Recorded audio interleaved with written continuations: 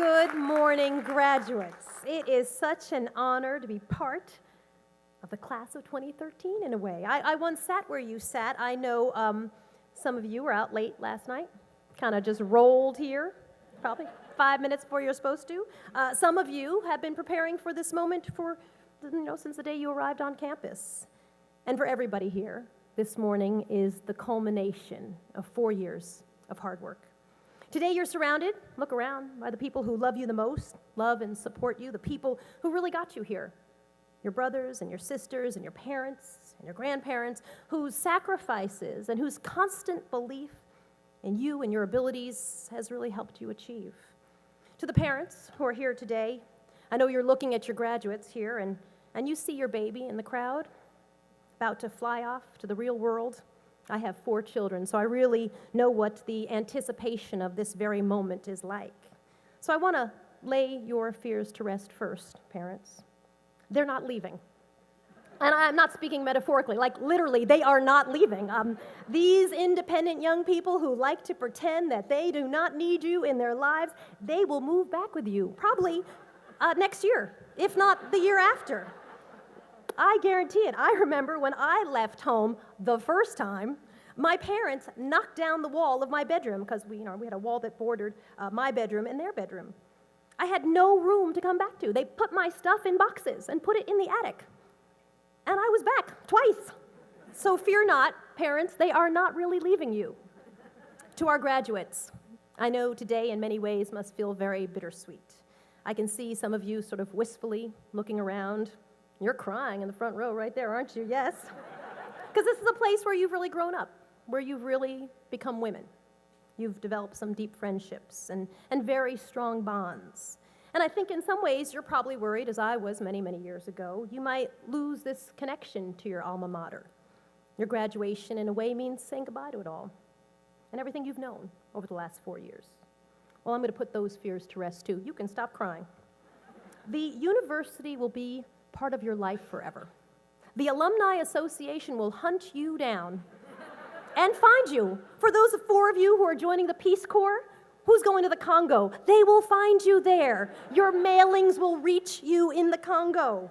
You could be an investment banker working 120 hours a week to the point where your own mother cannot get you on the phone. The Alumni Association will track you down. They will ask you for money. I guarantee it. And since it's graduation, we all know how it's supposed to work. I'm supposed to give some advice. You all should be dutifully nodding your heads. And the only thing is, between your diplomas is me, right? So it's like, speed it up, lady. But here is kind of the thing.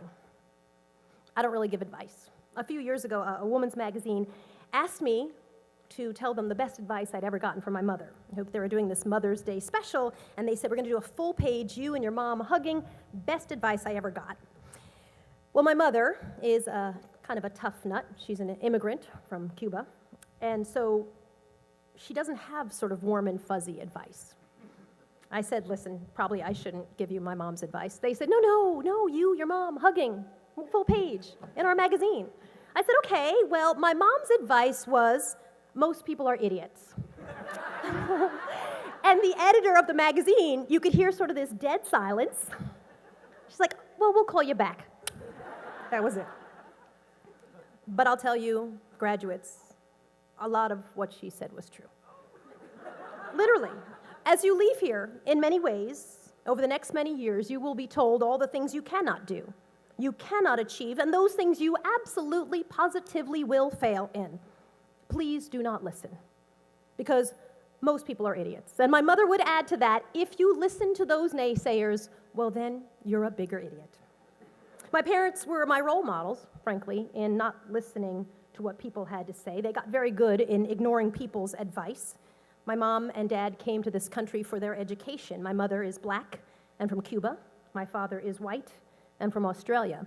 And they came to this country to go to school. They met at Johns Hopkins in 1958. And the way they met was that they both went to daily mass. My dad had a car, but my mom used to walk. And my father would basically drive by my mom and hit on her. There's no nice way to put that. And he would roll down the window of the car and say, would you like a ride? And my mother would say, no, thank you, because you don't take a ride from a man you don't know well, even if you're going to apparently sit next to him in mass. And every day he would ask. And you know, there were no power windows back then, ladies. That was commitment. You had to like lean in and wind down the window. And every day she'd shoot him down and say no. And then one day she said yes, she would like a ride. And they made a date to go on a date. But every restaurant that they went to, because it was 1958 in Baltimore, Maryland, every restaurant they went to together, as a white man and a black woman, they would not serve them. They would not seat them. They say to my father, you can come in, but my mother could not come in, and they certainly could not sit together. So my mother brought my father back to her apartment. She's an amazing cook of Cuban food, and she whipped up dinner. And my mother would tell this story to me and my 3 sisters, and her entire point was, see, girls, if you could cook, you can get a man. I like to say, I can't make it, but I can make it happen, delivered to my door in about 20 minutes. My parents decided to get married at the end of 1958, but interracial marriage was illegal in Maryland. And so they got in a car and they drove to Washington, D.C., and they got hitched. And then they drove back to Baltimore, Maryland, and they lived illegally as a married couple. And when their friends, I use that term loosely, told them, whatever you do, don't have children, because biracial children will not have a place to fit in this world, I'm number 5 of 6. My parents were terrible listeners every step of the way. And I think that's because they realized they didn't have to listen to others to pursue the lives that they really wanted to lead. They knew that they were on the right side of history, and they knew that eventually history would catch up with them. In fact, 1967, by the time my little brother was born, the 6th child, the Supreme Court would overturn the ban on interracial marriage. And when my mother would tell me stories about how people would spit on them as they walked down the street, my parents and 2 of their children in Baltimore, and I would say to her, how did you take that? How did you take that? And she said, Lovey, calls me Lovey, Lovey, we knew America was better than that. And she knew that her focus had to be on making America better than that. And she stopped taking advice and stopped being diverted to other issues and focused on the things that really mattered to her. Back when I sat where you sit today, I wanted to know from the commencement speaker, will I have a job? Will I have a career? Will I be successful? And I got to tell you, those are completely the wrong questions. Yes, yes, yes, you will, to all those things. The question, though, is what can I contribute to a better understanding of my fellow man? You don't need advice, except maybe advice to not take advice. That's silly. But you do need to seek out and listen to other people and try to hear them, like literally hear them. I've made a career out of it, and it's been very rewarding, mostly because I think when you seek to listen, only then can you make a real impact. And remember, even as you're calculating your student loan debt and your first apartment debt and discovering what FICA is in your paycheck, your real debt is to your fellow man. And how do you seek to understand each other and our differences and our similarities to make the world better for everybody? Because you have an opportunity to be a role model to those who look like you and those who look nothing like you. I became a reporter because I wanted to tell stories about people like my mother and father. I wanted to ask tough questions. I wanted to understand people's lives and their perspectives. And I think sometimes people think my job is about interviewing famous people or political pundits, and it is not. I think my job is to understand people, understand the lives they lead, the choices they've made, their dreams, their goals, their hopes, their fears. I think that's what I do. When I started reporting documentaries like Black in America and Latino in America and Muslim in America, and I did coal miners in West Virginia and women who were rescue workers at Ground Zero and documentaries on post-Katrina New Orleans and Haiti, all those things taught me a really important lesson, which is we have a shared humanity. We actually all want the same things. And people would give me advice, don't do that, go for the big story.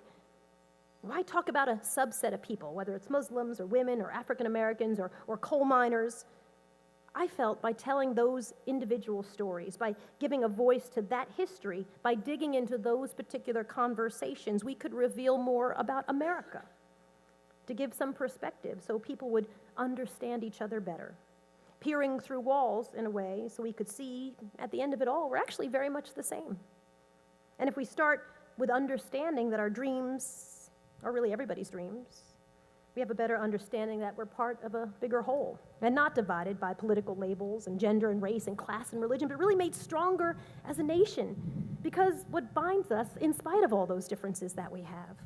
And those differences can be explored and celebrated and examined, and sometimes, yes, shouted about. It's okay. But understanding people by hearing their stories that you've never heard before is the first step, I think, in building bridges over those walls. America is better than that, is what my mother said, and that's true.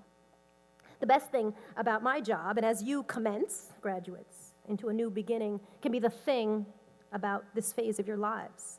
My best and most important stories have come from people whose names you'll never remember, because they are stories of the American dream. And regardless of the job that you're starting, the next step that you're taking, you too can work to understand people where they are. And if you think you're leaving here and you're done with learning, you're not. Here's what you've learned here. You've succeeded in learning how to learn. And to make a life, and not just a living, requires learning what it means to be responsible to other human beings.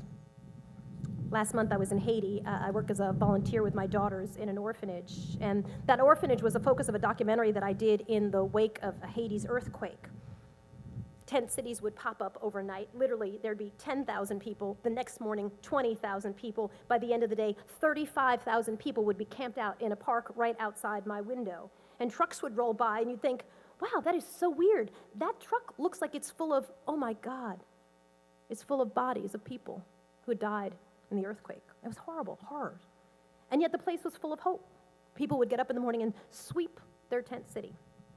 I was telling the story of missionaries who were working to save some of the 450,000 orphans at an orphanage. And after wandering the grounds for a while, we opened up the back of a box truck, and inside were 25 infants, all swaddled, and they were dying because they had this terrible cycle. They were dehydrated. They'd feed them milk and rice mush, which you can't feed a baby. They get sick. They get dehydrated, et cetera, et cetera. And I said to the missionary whose story I was doing, I said, how do you do this? How do you continue to work when there is no light at the end of the tunnel? How do you work to save lives and make change with so much sadness around you and failure at every turn? How do you do that? And she said to me, well, Soledad, it's really the starfish story. I said, I don't know what that is. What's the starfish story? So the starfish story. You know, a boy is walking along the beach, and the tide's gone out, and all these starfish have been beached on the sand. And so the boy starts picking them up and throwing them back into the ocean. And a man comes up to him and says, what are you doing? This beach goes on for miles. There are literally millions of starfish on the beach. This is a complete waste of your time. And the kid picks up a starfish and says, well, I guess it matters to this one. And he chucks it in.